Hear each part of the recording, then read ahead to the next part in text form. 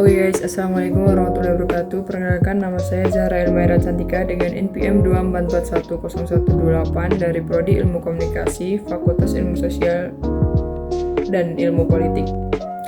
Di video ini aku akan bahas topik yang mungkin udah nggak asing lagi buat kita semua, yaitu manajemen konflik dalam hubungan interpersonal. Pernah nggak sih kalian ribut sama temen atau kesel karena berbeda pendapat, atau ngerasa nggak dihargai? Nah, itu semua adalah konflik yang mungkin sering terjadi di kehidupan sehari-hari, apalagi sebagai mahasiswa. Tapi tenang aja kok, konflik itu hal yang wajar. Yang penting bagaimana cara kita menghadapinya. Oke, langsung aja kita ke pembahasannya.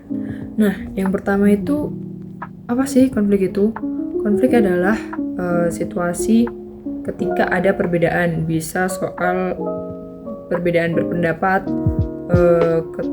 kebutuhan atau harapan yang bikin hubungan antar individu itu menjadi tidak harmonis atau menjadi renggang. Tapi perlu diingat, konflik itu alami dan pasti terjadi.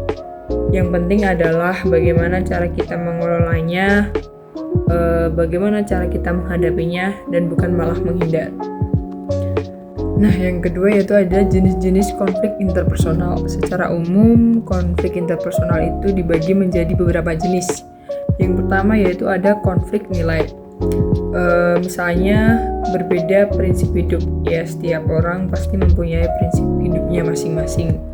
Lalu yang kedua ada konflik kepentingan. Yang ketiga ada konflik tujuan. Yang keempat ada konflik gaya komunikasi, dan yang kelima yaitu ada konflik peran. Nah lalu yang ketiga ada penyebab konflik. Setiap konflik itu memiliki penyebabnya masing-masing. Nah, beberapa penyebab konflik yaitu yang pertama, kurangnya komunikasi. Ini menjadi masalah utama karena ketika komunikasi ini tidak dijalankan dengan baik, pasti akan menyebabkan konflik itu terjadi.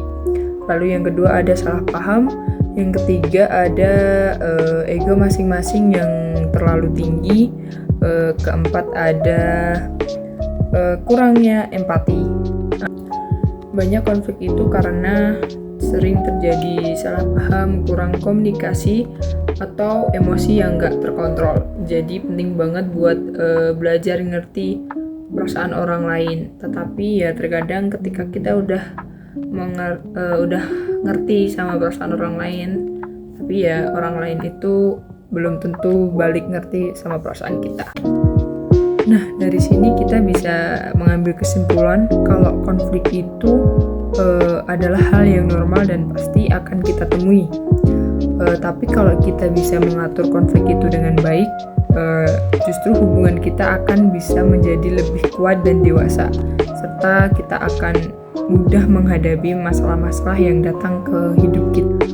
Oke, mungkin segitu aja penjelasan aku tentang manajemen konflik dalam hubungan interpersonal.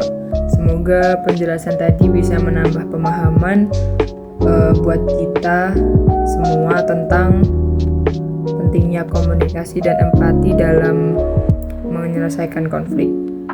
Wassalamualaikum warahmatullahi wabarakatuh.